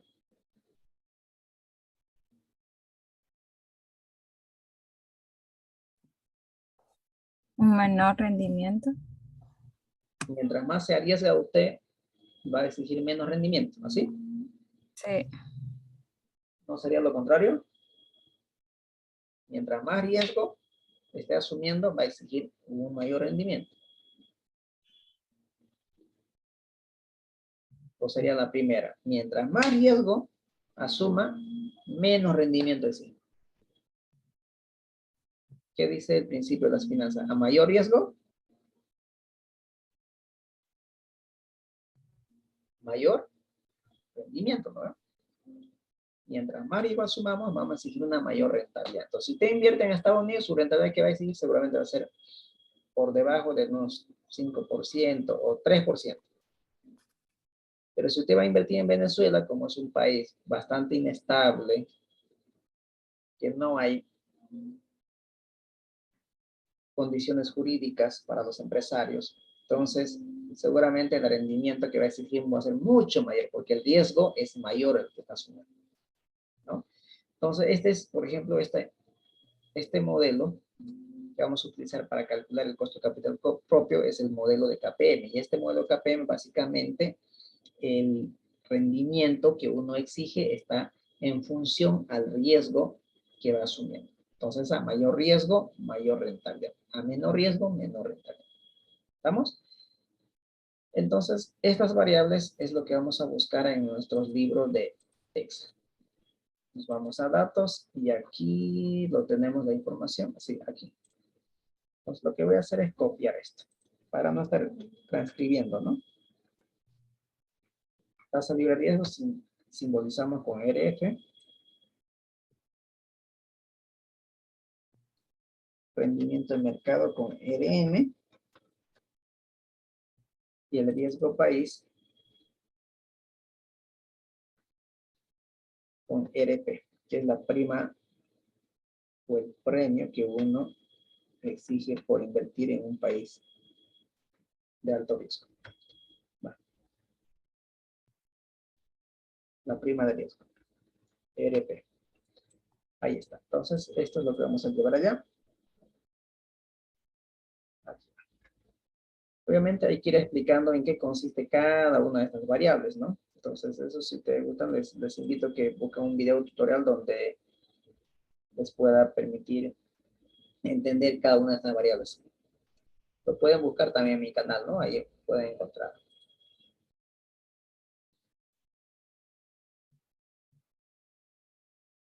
Muy bien. Entonces, traemos toda la información. Ahí está. Estos son términos relativos, es decir, en términos porcentuales. Y esto es en veces.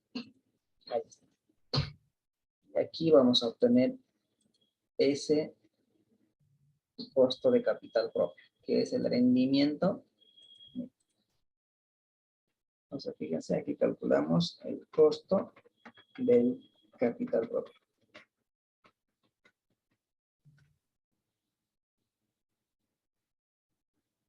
¿Y cómo obtenemos ese costo de capital propio?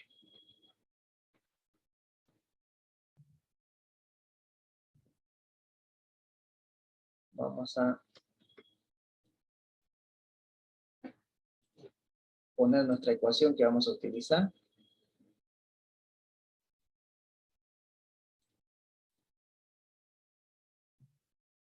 Ahí está.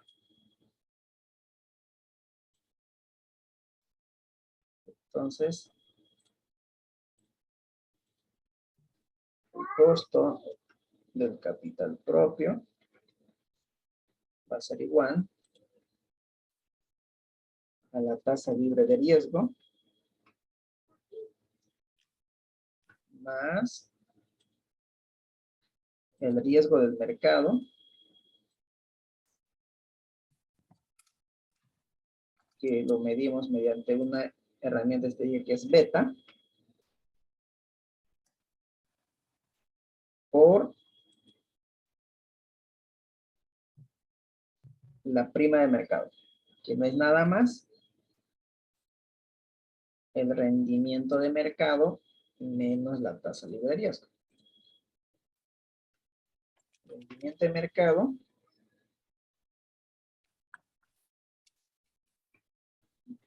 menos la tasa libre de riesgo. Es decir, la prima de mercado no es nada más el premio que uno va a recibir por salir de una inversión segura. La inversión segura en este caso sería invertir en bonos del tesoro, porque estos son libres de riesgo. Y como está saliendo de esta inversión, entonces ese es el premio. Entonces la diferencia entre el rendimiento de mercado menos la tasa libre de riesgo es el premio que estamos recibiendo por salir de una inversión segura, que sería los bonos del tesoro. Más el riesgo país. Aquí vamos a agregarlo, la prima de riesgo país. Ahí está. Entonces, esa es la ecuación que vamos a utilizar para obtener nuestro costo de capital propio. Entonces, fíjense, RF es la tasa libre de riesgo. Si yo invierto en una inversión segura como es los bonos del tesoro que emiten los países, mi rendimiento será 5.8%. Eso es lo único que podría obtener. Pero como yo soy ambicioso, me gusta asumir riesgo y por lo tanto estoy buscando una mayor rentabilidad, entonces hay una propuesta de inversión que en este caso es el proyecto, y el proyecto tiene un nivel de riesgo de 1.125 veces por el premio que voy a recibir por salir de una inversión segura, que sería 12.60 menos 5.8. Es decir, el proyecto te va a generar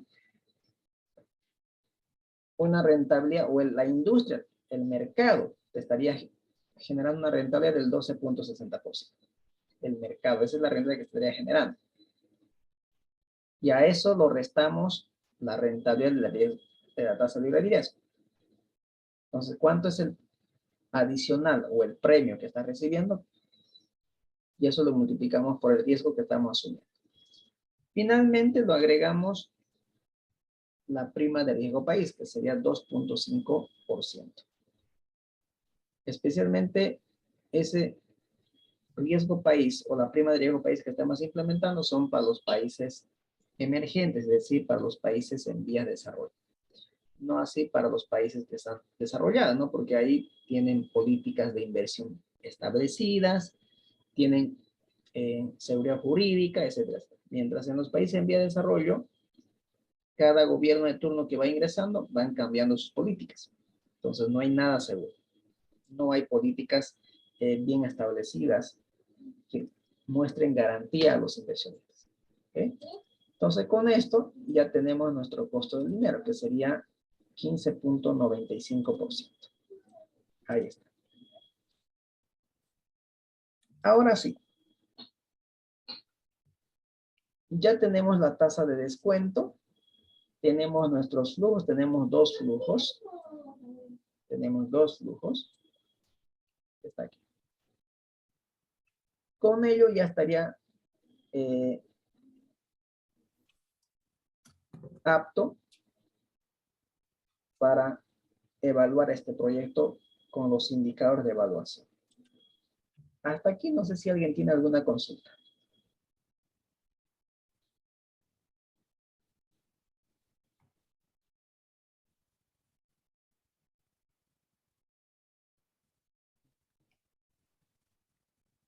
No, Lice. ¿No? Muy bien.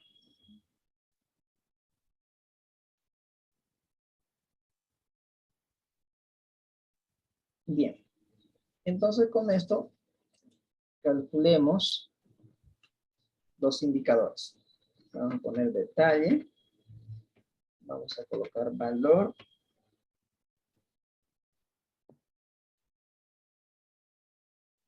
A ver, aquí vamos a hacer lo siguiente.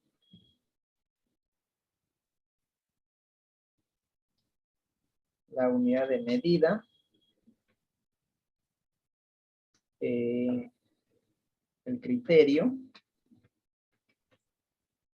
Y la interpretación.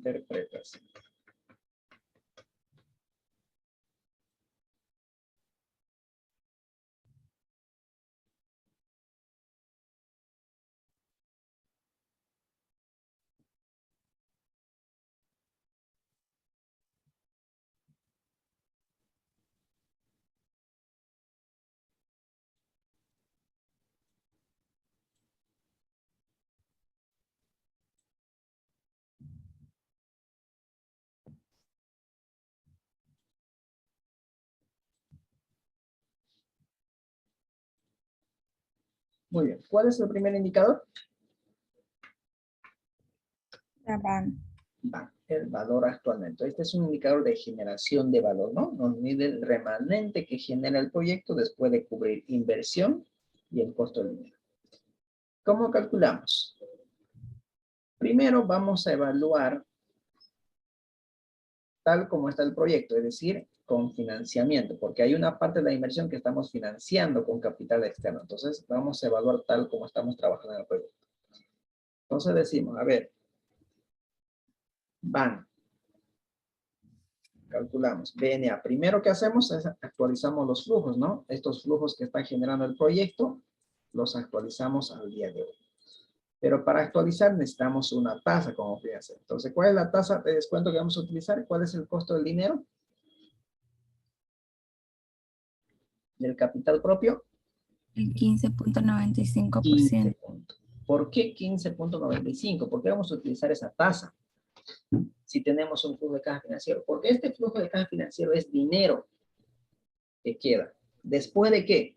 Después de cubrir todos los costos, gastos, incluido el costo financiero, incluidos los intereses. Entonces, ¿para quién va a quedar estos flujos? Para el inversionista. ¿Y el inversionista cuánto exige por su inversión?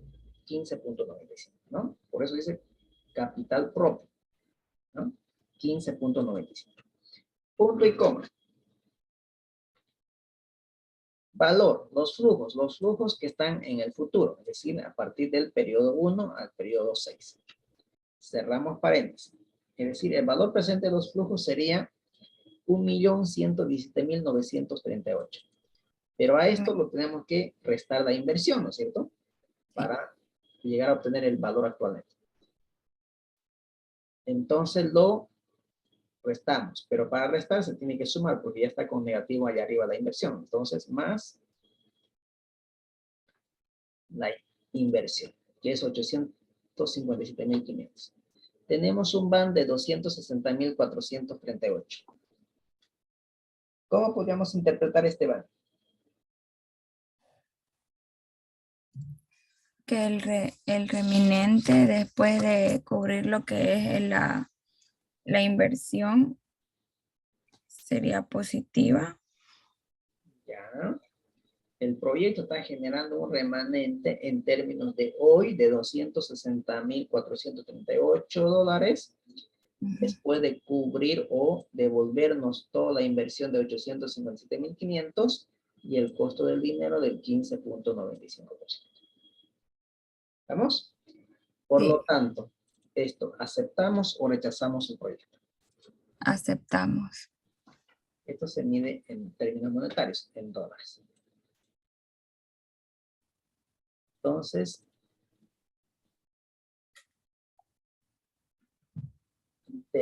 nos decimos, ¿cuándo se acepta el proyecto? Cuando es mayor a 0.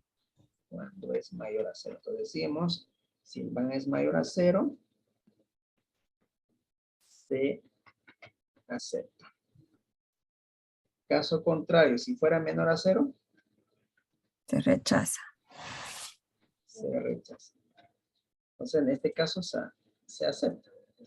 Pero si fuera negativo, pues aquí dice se rechaza, ¿no? Muy bien, la interpretación ya lo hicimos, ¿no? ¿Cuál era la interpretación? Que el proyecto está generando un remanente de 260.438 en términos de hoy, después de cubrir la totalidad de la inversión y el costo del dinero del 15.95%. Eso es lo que tienen que colocar aquí en la interpretación. ¿Estamos? Entonces, Sí. por el criterio del BAN, se acepta el proyecto.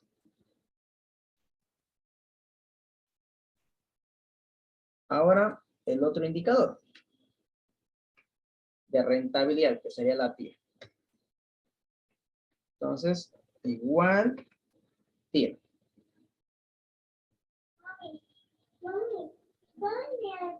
Dice valores. Entonces, para la TIR no olvidemos que colocamos todo el flujo, ¿no? Incluido la inversión. Entonces, todo. Cerramos paréntesis, le damos Enter. El valor de la TIR es de 22%. 22.47. Entonces, eso significa que el proyecto está generando en promedio una rentabilidad del 22%. Esto se mide en términos relativos, en términos porcentuales. ¿Cuál es el criterio? ¿Aceptamos o rechazamos el proyecto bajo este indicador, que es la TIR? Aceptamos porque es mayor a la tasa al costo del capital. Muy bien. Si la tasa interna de retorno, si la TIR es mayor a la tasa de descuento, pues se acepta. Entonces aquí se acepta. Caso contrario, se rechaza. Ahí está. En este caso sí se acepta. ¿Estamos? Entonces, nuevamente, la interpretación. El proyecto está generando una rentabilidad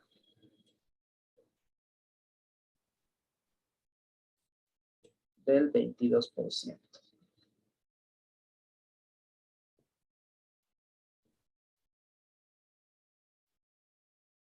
Ahí va.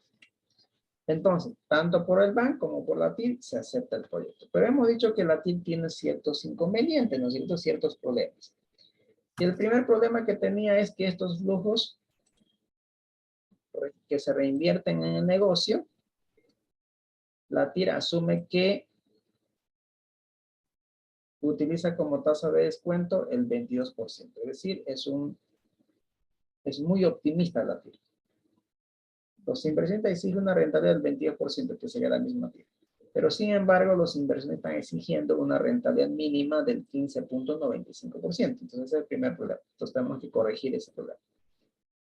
Entonces, borramos esto. Entonces, para ello, colocamos la TIR M, ¿no? TIR M. Y para la TIR M vamos a necesitar otra información, que es la tasa de descuento. Bueno, la tasa, el costo de la deuda, más dicho. Costo de la deuda. ¿Cuál es el costo de la deuda? ¿Cuál es el costo del dinero ajeno?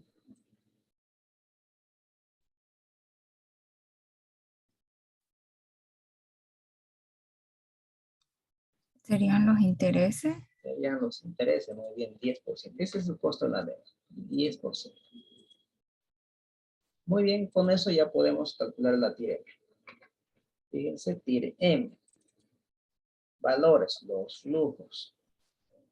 Punto y coma, tasa de financiamiento. Si en caso se requiera financiamientos en alguno de los periodos, la tasa de financiamiento va a ser del 10%. Caso contrario, no caso contrario. Y la tasa de reinversión de los flujos, de estos flujos, va a ser 15.95%, porque es el rendimiento mínimo que exigen los inversionistas. Entonces, eso es lo que esperan, mínimamente. Con eso, ellos están felices, ¿no? Porque estarían cubriendo su inversión y estarían cubriendo su costo de dinero. Pero si hay algo más, pues bienvenido. Acepta. Términos porcentuales. Entonces, fíjense, la rentabilidad real promedio que estaría generando el proyecto es del 21% y no así del 22%. Ya corrigiendo los dos problemas que en este flujo estaría generando la TIR. Hay un tercer problema, pero que no corresponde para este caso, ¿no? Porque no hay más de un cambio en los signos en el flujo. Simplemente hay uno, que es en la primera. Si hubiera otro negativo por aquí, entonces se presentaría otro problemita, que sería que pueda haber dos TIR, ¿no? O más de dos. Muy bien. El criterio, lo mismo que la TIR, ¿no? Si esta TIR M es mayor a la tasa de descuento, aceptamos. Caso contrario, rechazamos. Entonces, el proyecto está generando una rentabilidad real promedio del 21%, que es superior al 15.95%. Entonces, por este indicador, el proyecto también se acepta. El otro es el índice de rentabilidad. El índice de rentabilidad lo podemos medir en veces o en términos monetarios. ¿Y cómo calculamos? El índice de rentabilidad es un indicador de eficiencia, ¿no? Me muestra la relación del flujo acumulado a su valor presente entre la inversión. Entonces, lo primero que hacemos es calcular Van. valor presente de la inversión. Tasa 15.95%, flujos, los que están en el futuro, y eso lo divido entre la inversión. Pero como la inversión está con negativo, lo vamos a llevar a positivo y eso lo hacemos sacándole el valor absoluto. Ahora sí. Es decir, por cada dólar invertido en el proyecto me devuelve $1.30. Entonces, ¿aceptamos o rechazamos bajo este criterio del índice de rentabilidad? Se acepta. ¿Por qué se acepta? Porque esto es mayor que 1. 1. Muy bien. Y si fuera menor a 1, pues se rechaza. Porque estaría invirtiendo $1 y no me estaría devolviendo los $1, ¿no? Si fuera menor a 1.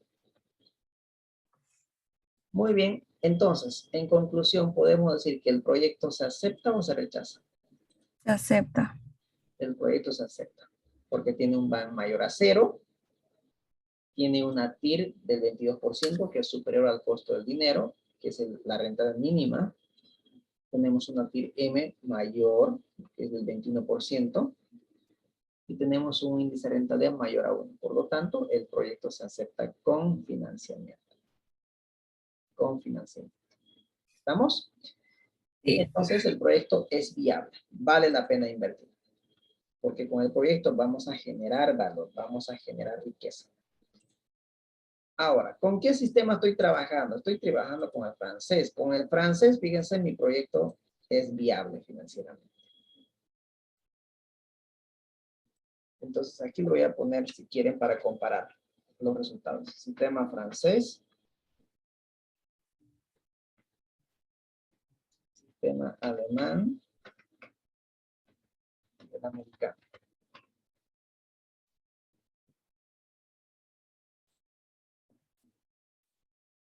En el sistema francés, estos son los resultados.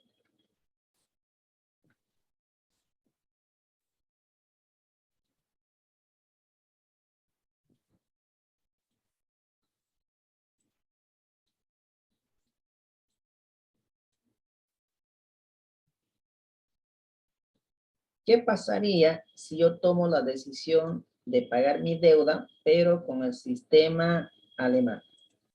Pues aquí cambiamos a alemán. ¿Qué creen?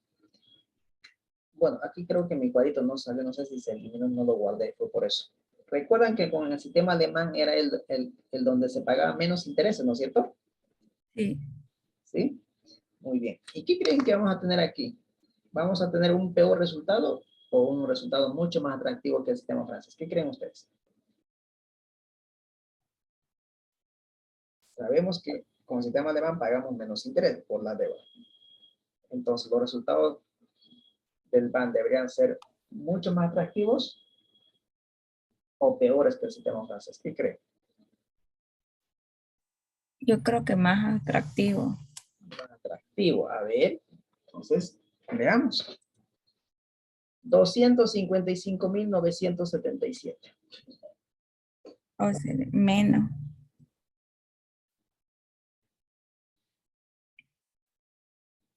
Ustedes quieren, debe haber una diferencia aquí. 1.30, si no, fíjense, hay diferencia. 1.304, 1.299. Muy similar, pero hay una diferencia. Pero más notorio la diferencia que ustedes quieren es en el VAR. De 260.000 disminuye a 255.000. Por ahí dirán, no es mucho la diferencia. Claro, porque nuestra inversión tampoco es, pues, grande, digamos, ¿no? Por eso la diferencia es por 4.461. Pero es algo la diferencia. ¿Qué prefieres, tener 260.000 o 255.000? 260.000. Entonces, fíjense, simplemente por elegir un sistema de pago de mi deuda, puedo estar obteniendo un mayor beneficio o un peor beneficio, ¿no? Ahora veamos el americano. El americano era el sistema donde más pagaba intereses. ¿Y qué creen que va a suceder con el banco? ¿Va a ser más atractivo o menos atractivo?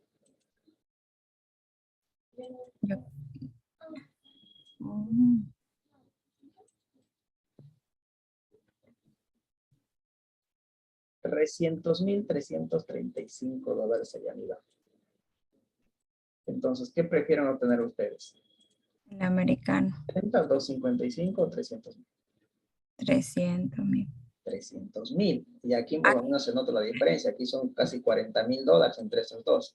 Y aquí más o menos hay unos $45,000 entre estos dos. ¿No? Inclusive, Nota la diferencia. sí, hasta inclusive en el, ¿cómo se llama? En el IR se recibe más dinero. No, ahí está, Ujú. En el índice de rentabilidad. ¿no? Entonces, fíjense, el proyecto se acepta con financiamiento, pero si usted quiere sacarle el máximo provecho a este proyecto, debe optar el pago de la deuda por el sistema americano. Ujú. No importa si estás pagando más intereses, porque a la larga te beneficias con un mayor valor de banco. Te beneficias, Sí. ¿no? Entonces, ¿por qué razón? Ahora la pregunta es, bueno, no. ¿Por qué razón el sistema americano es más atractivo para nuestras deudas? Porque no es lo mismo pagar hoy mi deuda, que empieza a pagar desde hoy, que pagar de aquí a 5 años, ¿no es cierto? Porque el Claro. valor equivalente de estos $603,000 al día de hoy es mucho menor. En otras palabras, estás trabajando con un capital externo, es decir, estás ganando dinero con un dinero que no te corresponde.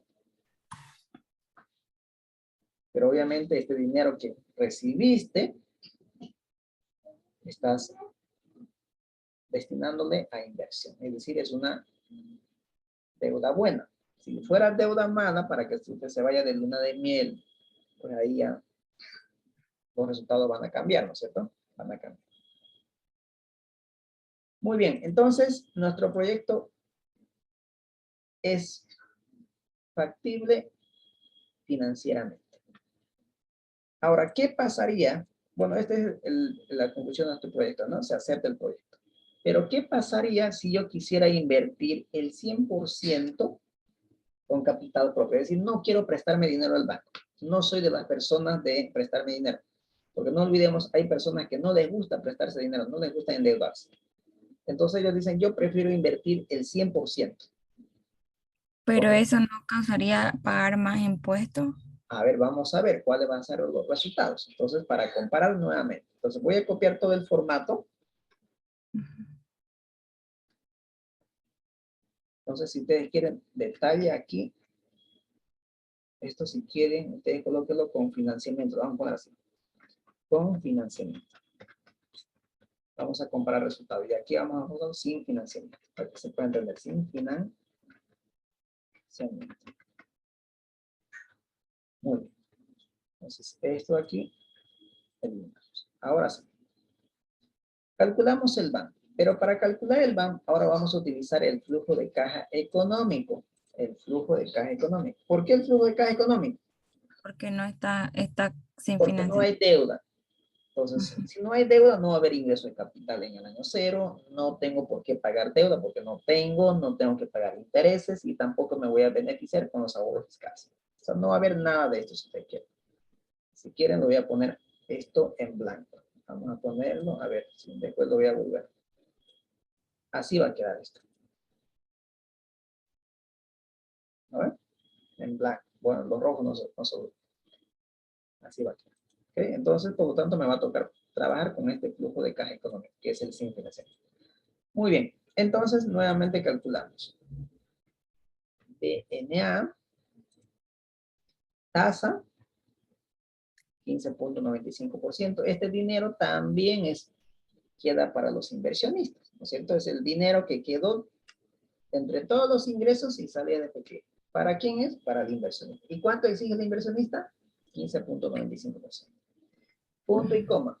Valor, los flujos que están en el futuro. Actualizamos estos flujos, lo restamos la inversión, ¿no? ¿Cuánto tenemos de BAN? 133,303. A simple vista ahí, ¿hemos empeorado o hemos mejorado en el resultado? Empeorado. Hemos empeorado. Después lo voy a decir por qué. ¿Estamos? Calculemos los otros indicadores. La tiro.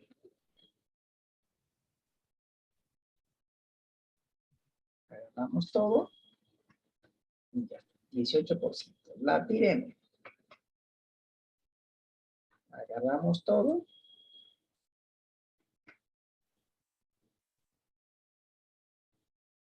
Tasa de financiamiento. Como no va a haber deuda,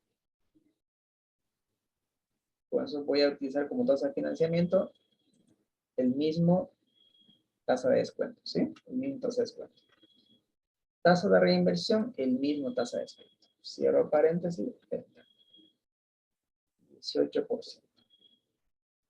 En este caso va a ser exactamente lo mismo, pero con una pequeña diferencia, ¿no? Fíjense, 17.67. 18.37. Pareciera que es lo mismo, pero hay diferencia, ¿ok? Con un decimal para que se pueda notar. Ahí está. Entonces, la rentabilidad real promedio que estaría generando el proyecto es 17.77% sin financiamiento. Y el índice de rentabilidad, el BNA, va a ser igual tasa, 15.95, punto y coma, el valor presente de los flujos de caja económico. Y todo eso lo dividimos entre la inversión. Pero antes lo sacamos el valor absoluto. Y ya está. 1.1.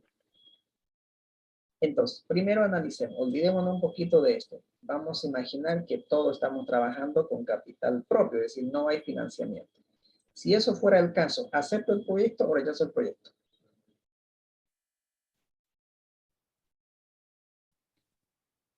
Si yo quisiera trabajar 100% con capital propio, ¿acepto o rechazo el proyecto? Se puede aceptar el proyecto. Acepto, ¿no? ¿Por qué acepto? Porque tengo un BAN mayor a 0, estoy generando valor de $133,000 en términos de hoy, después de cubrir inversión y el costo del dinero. Estoy generando una rentabilidad promedio del 18.40%, pero mi rentabilidad promedio real es del 17.70%. Y por cada $1 invertido me está devolviendo $1.10, es decir, un adicional de 0.10.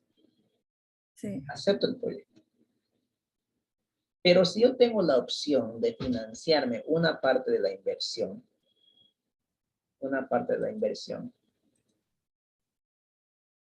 entonces, ¿me convendría o no financiar una parte de la inversión? Sí. Sí, porque es mejor tener de BAN 300,000 que 133, ¿no es cierto? Porque los resultados son mucho más atractivos. Simplemente por cambiar una decisión. Por decir, una partida de mi inversión financio con deuda. Simplemente por tomar esa decisión, mis resultados son mucho más atractivos. 300,000 es mejor que 133.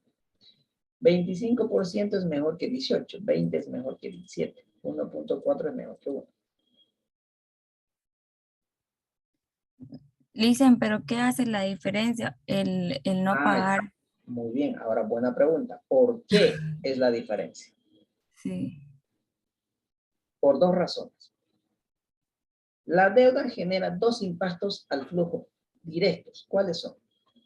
Primero, la deuda disminuye el tamaño de la inversión. Fíjense, mi inversión es de 857.500 si yo trabajara con deuda. Si yo no trabajara con deuda, es decir, si fuera 100% con capital propio, me tocaría poner plata 1.460.500. Ese es el primer impacto que la deuda genera en el flujo. Disminuye el tamaño de la inversión de 1.460.000 a 857.000. El segundo impacto es el tema del ahorro impositivo. Este ahorro impositivo. Porque si yo trabajo 100% con capital propio, no estoy generando un ahorro, es decir, estoy pagando más impuestos al Estado. Entonces, esos son los dos efectos directos que hay sobre el flujo del financiamiento. El financiamiento genera estos dos impactos.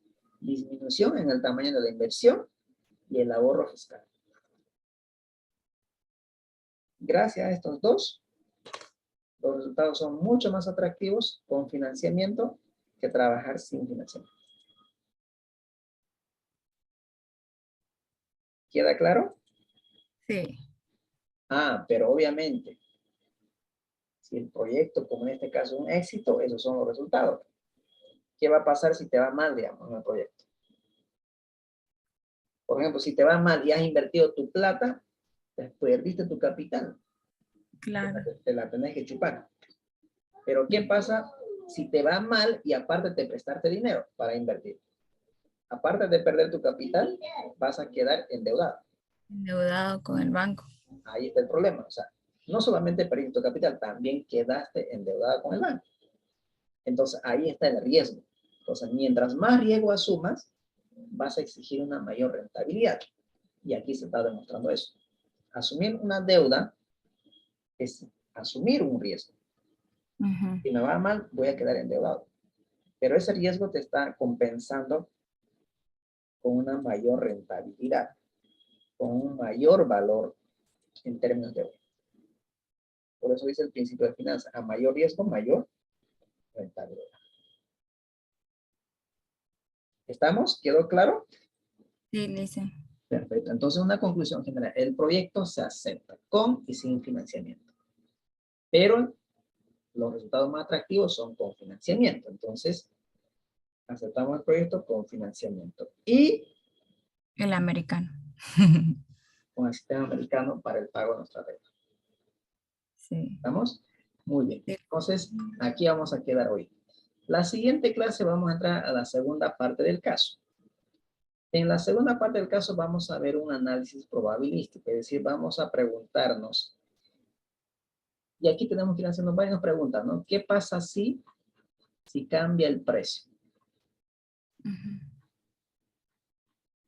¿Qué pasa si cambia el precio? ¿Qué pasa si el precio fuera de 2.50? ¿Será que el proyecto también va a ser atractivo?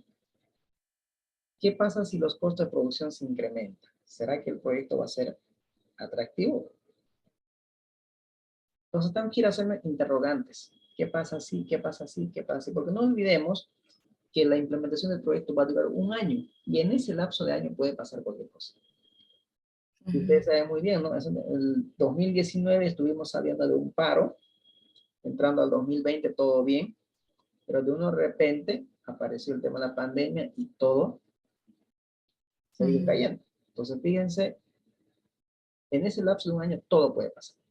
Pueden bajarse los precios, pueden elevarse los costos, ¿no es cierto? Entonces, ese es el análisis que vamos a hacer en la siguiente clase. Es decir, vamos a hacer el análisis de sensibilidad. Es decir, vamos a ir cambiando estas variables de entrada. Toda la hoja de datos son variables de entrada.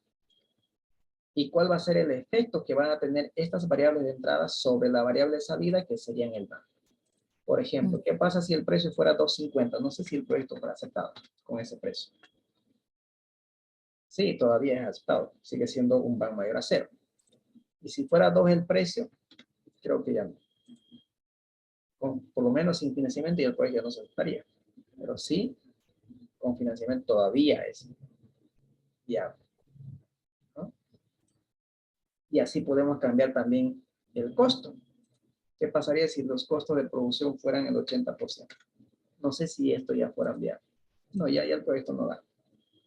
Entonces, eso es lo que tengo que ir preguntándome. ¿Qué va a pasar si? ¿Qué va a pasar si? Entonces, tengo que ir planteándome varias interrogantes. Una vez que hagamos el análisis de sensibilidad, vamos a hacer el análisis probabilístico. Aquí estamos diciendo que el proyecto se acepta. Pero si hago un análisis probabilístico y yo determino que la probabilidad de éxito de este proyecto es un 20%, ¿cuál sería la probabilidad de fracaso? 80%. 80%. ¿No? 80% probabilidad de fracaso.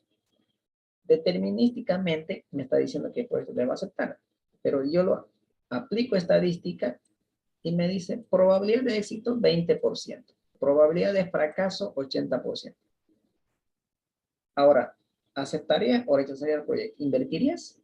Sabiendo que solamente hay una probabilidad de éxito del 20%, sabiendo que tienes un ban mayor a 0. Pero la probabilidad de fracaso es 80%. Es bien riesgoso. No, pues hay más probabilidad de perder que de ganar, pues, ¿no? Claro. Sí. Por más que te diga este resultado, tenés ban positivo, tenés TIR mayor que tasa de cuenta. Se acepta, sí, pero la probabilidad es 20%. No. y la de fracaso es 80. Entonces, ahí fíjense cómo nos puede hacer cambiar la decisión. Claro. Esa es la segunda parte que vamos a ver el día miércoles.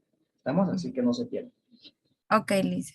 Bien, jóvenes, aquí vamos a quedar entonces. Voy a parar la grabación. Si tienen alguna consulta, pues adelante. No, Lice, todo claro. Gracias, Lisa. Todo bien, dice. Muy bien.